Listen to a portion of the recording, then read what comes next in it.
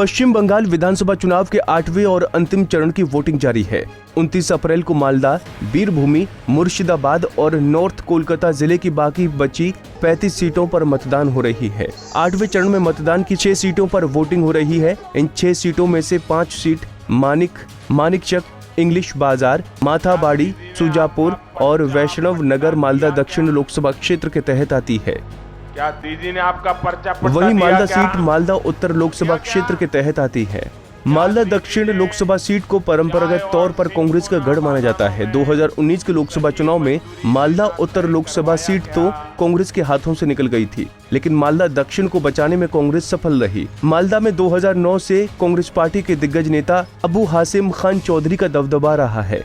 2019 के लोकसभा चुनाव में भी अबू हासिम खान चौधरी ने अपने गढ़ को बचाया था, लेकिन 2019 के लोकसभा चुनाव में मालदा दक्षिण सीट पर बीजेपी दूसरे नंबर पर रही थी। आइए मालदा जिले की 6 विधानसभा सीटों पर चल रहे त्रिकोणीय मुकाबले पर डालते हैं एक नजर। वो सिर्फ बहाने ढूंढता है। 10 साल दीदी को आपने पूरी ताकत दी। दीदी ने क्या दिया? क्या दीदी ने आपका पर्चा पट्टा दिया क्या? मालदा जिले की 6 विधानसभा सीटों पर जारी है त्रिकोणीय मुकाबला। मानिकचक में बीजेपी के गौरचंद मंडल और टीएमसी की सावित्री मित्रा में है लड़ाई। मानिकचक में संयुक्त मोर्चा से कांग्रेस ने मोता किन आलम पर खेला है दाव। मालदा में बीजेपी के गोपाल चंद साहा और टीएमसी के उज्जवल चौधरी में है टक्कर। मालदा में संयुक्त मोर्चा से कांग्रेस ने भूपेंद्र हल्दर को चुनावी मैदान में उतारा। इंग्लिश बाजार में बीजेपी के श्रीरूपा मित्रा चौधरी और टीएमसी के कृष्णेंदु चौधरी में है लड़ाई। इंग्लिश बाजार में संयुक्त मोर्चा के कौशिक मिश्र पर जताया है भरोसा। मोथाबाड़ी में बीजेपी के श्यामचंद्र घोष और टीएमसी की सबीना यास्मीन में है टक्कर। मोथाबाड़ी में कांग्रेसी कैंडिडेट मोहम्मद दुलाल कर सकते हैं टीएमसी का नुकसान। सुजापुर में बीजेपी के शेख जियाउद्दीन और टीएमसी के अब्दुल गनी में है सीधा मुकाबला।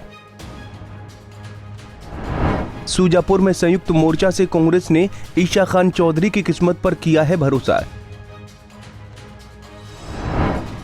वैष्णव नगर में बीजेपी के स्वाधीन सरकार और टीएमसी के चंदन सरकार में है टक्कर।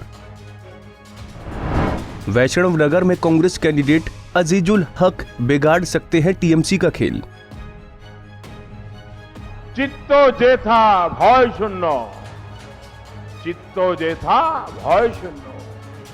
हृदय जहां भय मुक्त रहे, लेकिन दीदी का प्रयास रहता है चित्तो जेथा भय आक्रांतो। 2016 के विधानसभा चुनाव में मालदा जिले की इन सीटों पर टीएमसी और कांग्रेस में टक्कर हुई थी। मानिकचक सीट से कांग्रेस के मोहम्मद मोताकिन आलम ने टीएमसी की सावित्री मित्रा को 12,603 वोटों से हराया था।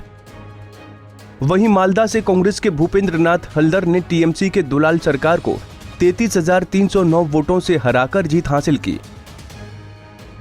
इंग्लिश बाजार सीट से निर्दलीय निहार रंजन घोष ने जीत हासिल कर सबको चौंका दिया था। माथाबाड़ी से कांग्रेस की यास्मीन सबीना ने टीएमसी के नजरुल इस्लाम को 38,000 से ज्यादा वोटों से हराया था।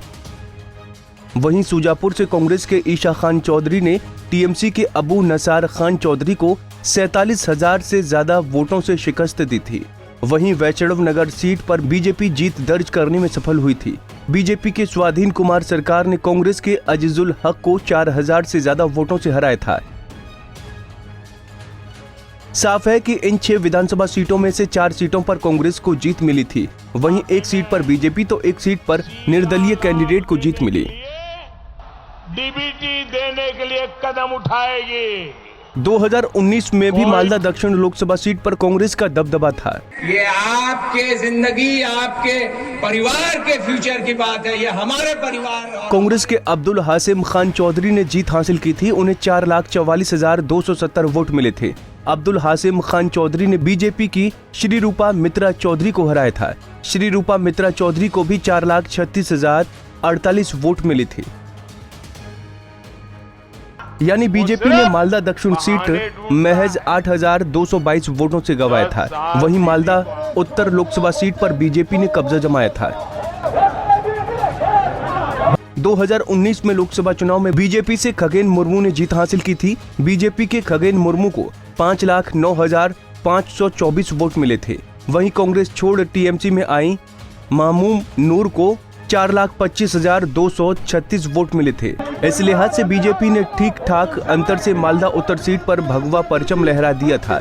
बीजेपी कैंडिडेट को यहां 37.61% वोट मिला था। वहीं टीएमसी को 31.39% वोट ही मिल पाया था। 294টা সিটে লড়তে হবে, সেই জন্য আপনারা কিন্তু কাজটা করে দেবেন। टीएमसी की हार के पीछे कांग्रेस को मिले 3,05,270 वोट का सबसे बड़ा हाथ था। इस बार भी बीजेपी को संयुक्त मोर्चा और टीएमसी के बीच मुस्लिम वोटों के बांटने से फायदा मिलने की उम्मीद है।